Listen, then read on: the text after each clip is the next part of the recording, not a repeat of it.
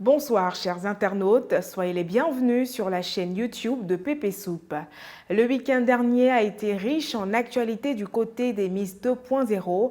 Revenons sur leur moment d'échange à l'occasion du programme Visionneur.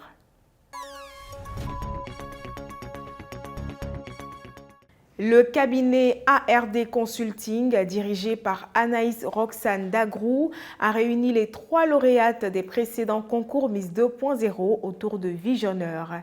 Un programme de formation qui s'est tenu sur 4 semaines avec pour thème toutes les clés pour se lancer dans son projet. Lors de la journée de clôture, Marie-Lucienne Nguessan, Patricia Yoman et Makani Touré ont pu partager leur expérience avec les différentes participantes. Le 4 mars dernier s'est tenue à l'Hôtel Ibis la clôture du programme Visionnaire initié par le cabinet ARD.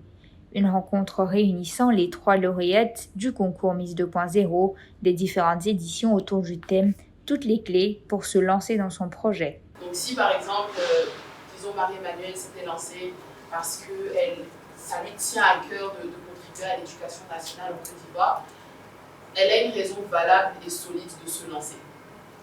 Donc, est-ce que vous avez de votre côté, selon vous, une vision ou une raison de vous lancer dans votre projet demain? La question de l'accès à l'éducation qui m'a beaucoup touchée. Parce qu'il y a des profils très différents. Il y a des jeunes qui n'ont jamais la chance d'aller tout simplement à l'école pour la première fois.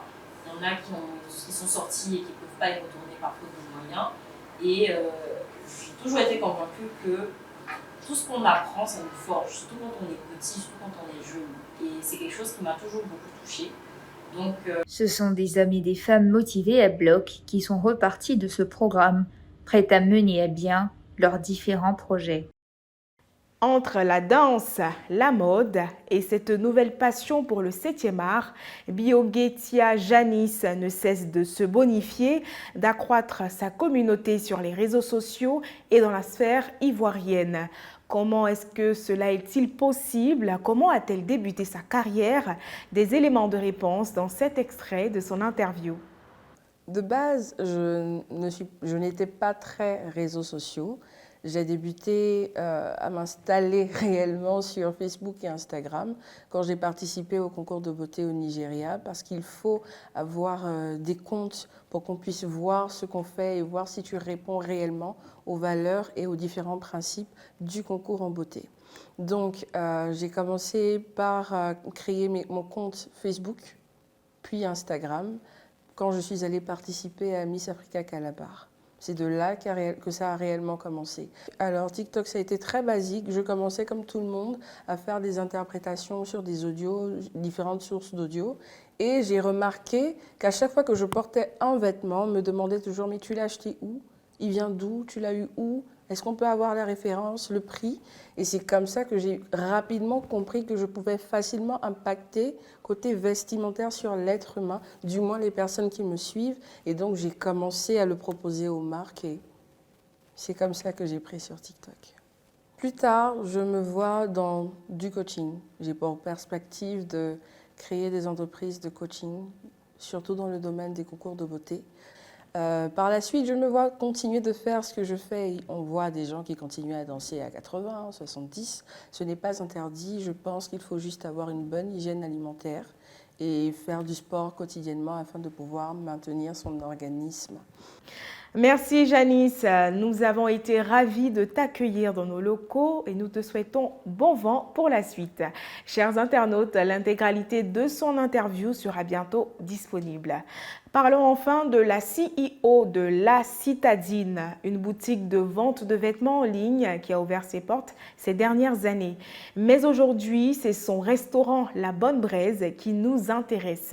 Alexandra Djiké a créé un cadre agréable, capable d'accueillir une 50aine de personnes. Je vous laisse le découvrir.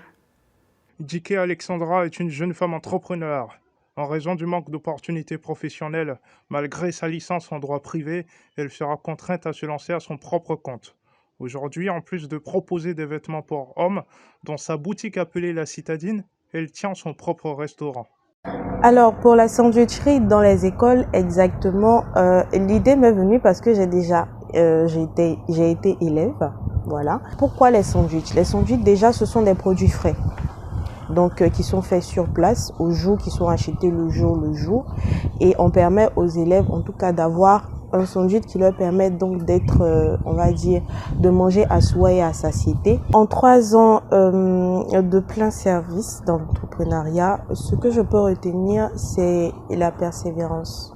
Alexandra peut aussi compter sur l'aide de son petit ami pour le maintien de l'équilibre au sein de ses commerces. Elle dit faire preuve de résilience devant les épreuves. Information de taille avant de refermer ce journal. La boutique Pépé Chic, en collaboration avec la boutique Vide Dressing, organise une vente privée ce 11 mars à partir de 10h du côté du Roots Hotel. Surtout, n'hésitez pas à y faire un tour. Ainsi se referme cette édition. Merci de nous avoir suivis. À très bientôt.